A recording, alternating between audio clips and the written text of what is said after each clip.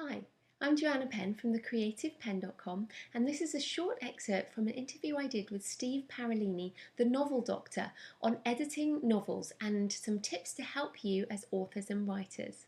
The full interview is available at thecreativepenn.com/podcast. The way I approach it, I tend to use my Kindle more than anything else because it's a nice portable device, easy to use in restaurants where I often sit down at lunchtime and do reading. And I will upload the manuscript of the author I'm working on to the Kindle, and I'll sit down and I'll read through it as if it's a real book. I try to pretend, I have to read kind of on two levels at the beginning. One, as a reader, just to imagine how good is this as it stands now. And then, of course, as an editor, trying to think about what things am I going to make notes on later. So that's the first step I take, is just to read it as if I'm the end user. And sometimes I'm pleasantly surprised and find that it's in great shape and it's going to be more fun just tweaking little things. Other times it looks like there's a lot of work that needs to be done, but that's kind of how I approach it. I read it first just to pretend like I bought this off the shelf at Barnes & Noble or Borders. I could sit down for probably 3 or 4 hours at a time and just go through and make notes at that point. After I've been through it once, the second time through, I'm looking on the computer at the same file, going through and making notes about what big picture stuff I see. Maybe there's some details that I happen to find along the way that didn't match either the author's voice or the plot or the character, whatever it is. All those notes just go in a separate file initially. And depending on the kind of editing that I'm doing for that particular author, I'll either go through the manuscript and make notes and turn on the track changes on Word and just make everything very visible to the author right there. Or I'll just have a separate file, like I did with yours, where I have the editorial notes all kind of lined up, going through the big picture on 8 to 10 pages or 6 pages, whatever it takes to make all the notes of what I think needs to be worked on. So what are your tips for authors before they submit to an editor? Well, I would give this advice to just about anybody who's writing a book, whether it's the first, second, third, or fourth, whatever it is. I often see those manuscripts come through where they just haven't really taken the time to look at it from multiple perspectives. That's the best way to put it. You write your book, a lot of people suggest write your book without any editorial hat on. Just write it. And I agree, that's probably the best approach. I don't do it well myself, but I think that's the way we should do it. Just write it out. Everything that you write is golden. And then the second time through, everything is suspect. Everything you've written is subject to change. And be tough on the writer. Allow that to be somebody else who wrote it and be tough on that and then go through. So that's your first draft to the second draft. That's kind of the critical piece there. Because at that point you can say, this isn't working. Or it's working great. Or here's what I need to do to make it work. So there's the first write. There's the major revision that happens in the second draft. And then, I think it's just a matter of deciding when is it done, to go through a couple more drafts until you feel like you refined it the best you can. And you're probably getting a little tired of it at this point because you've seen those characters forever. And you then should go to some trusted readers. And, it can be your mother or your cousin, but that's probably not the best place to go unless your mother or your cousin happen to be professional editors. And in that case, but get some reader response, just something to feedback. And they'll find things that you didn't see. And then at that point, you can say, well, there's good response to this from sort of the general, my reader friends, people who read a lot, they liked it.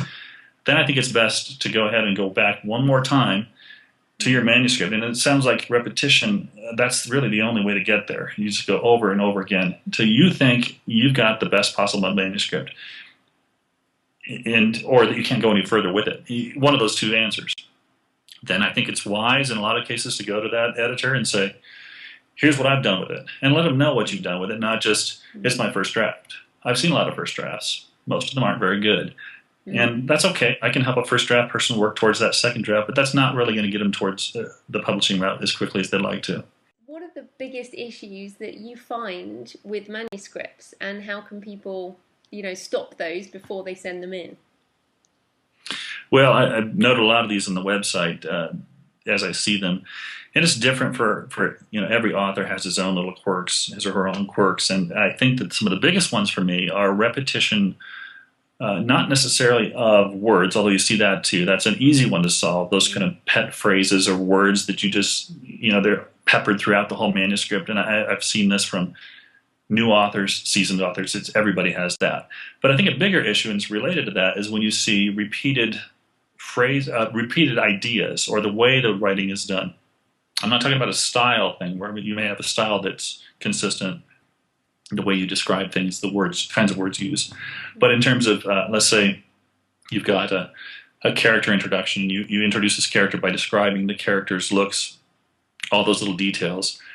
And each time you have a character appear on the scene, you use the same sort of approach. Well, that becomes monotonous to the reader. And there's a way to sort of allow context to define when you say things and when you don't. And I think what happens with a lot of the new readers is they fall into this pattern. Well, I need to describe a scene now, so I will go through this sort of checklist in my mind of how to describe all the things in the scene. Does it work? It feels very mechanical to me. It loses some of the character. Now, again, we talked about voice, a writer's voice. That's sort of over time, you don't even notice it. Your voice sort of starts to erase those mistakes because your voice allows your personality to flow into the words as well. Plot device or something, I see it where it repeats over and over again in the story, and so there's no growth to the story. Plot devices that sit there and like, okay, we saw this already. Here it is again. Here it is again. What's changing in the storyline? Why am I interested in reading this more? It's just the same thing. It's like episodic. It's like little short stories instead of a novel. Seen that a few times. Beyond that, it's just the standard stuff. I think people who haven't taken the time to really learn how to write active voice as opposed to passive voice, which is a big one, learning how to show instead of tell. And we can go through that whole list of all those things that are kind of in the how to write well, and that's definitely something you see a lot. And the whole show versus tell thing, I don't think people really understand that until they sort of figure it out on their own. And I should say to the listeners, I did find what you told me, not told me to do, your review I found very helpful, and the changes that I did make, although I was very grumpy, I think did work and definitely helped. So, and I didn't feel you were changing the story, you were making it better. So, that's feedback the other way. Thank you. Well, I think the key for any editor to do their job well with that, again, is to hopefully understand what that core story is. Not the trappings, not the specifics. I mean, those can be variables, because as you go through your revisions, you've probably changed things in the first to second draft and so forth. It's kind of the same process again.